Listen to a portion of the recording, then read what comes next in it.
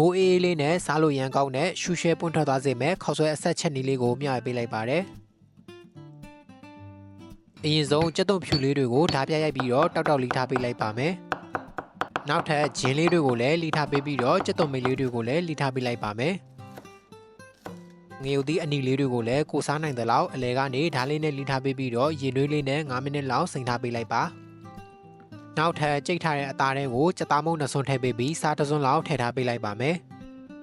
ပြီးရင်တော့ငရုတ်ကောင်းမုန့်အနေငယ်လောက်ထပ်ထည့်ပေးပြီးကုကင်းဝိုင်တစ်စွန်းပဲငက်မြရဲ့အကြည့်တစ်စွန်းပဲငက်မြရဲ့အနောက်တစ်စွန်းထည့်ပြီးတော့လက်အိတ်လေးနဲ့တေချာလေးနှံ့သွားအောင်နေထားပေးလိုက်ပါမယ်နောက်ထပ်ပြောင်းကုတ်မုန့်အနေငယ်လောက်ထပ်ထည့်ပေးပြီးတော့တေချာလေးနှံ့သွားအောင်နေထားပေးလိုက်ပါပြီးရင်တော့အပေါ်ကနေစီလေးဖြန်းပေးပြီးတော့နိုင်ဝက်လောက်နှက်ထားပေးလိုက်ပါမယ်ဒါဆိုရင်တော့ဒီနေ့ချက်ဖို့အတွက်ပေါင်ရပစ္စည်းလေးတွေကတော့ဒါလေးတွေပါပဲအိုးထဲမှာစီအနေငယ်လောက်ထည့်ပေးပြီးတော့ခုနကနှက်ထားတဲ့အသားလေးတွေကိုအနံ့မွေးပြီးတော့စီတွေထွက်လာတဲ့အထိကြော်ပေးလိုက်ပါမယ်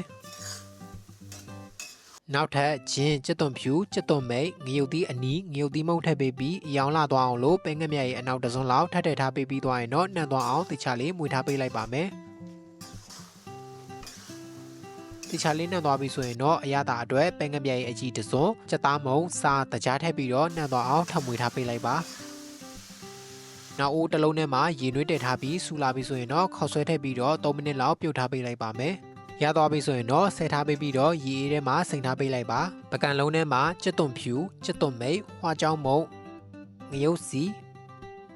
ပဲငက်ပြရဲ့အကြီးတစ်စွန်းဖနီကာတစ်စွန်းခုနပြုတ်ထားတဲ့ဟင်းရည်လေးတစ်စွန်းလောက်ထပ်ထည့်ပေးပြီးသွားရင်တော့ခေါက်ဆွဲလေးတွေပါထည့်ထားပေးလိုက်ပါမယ်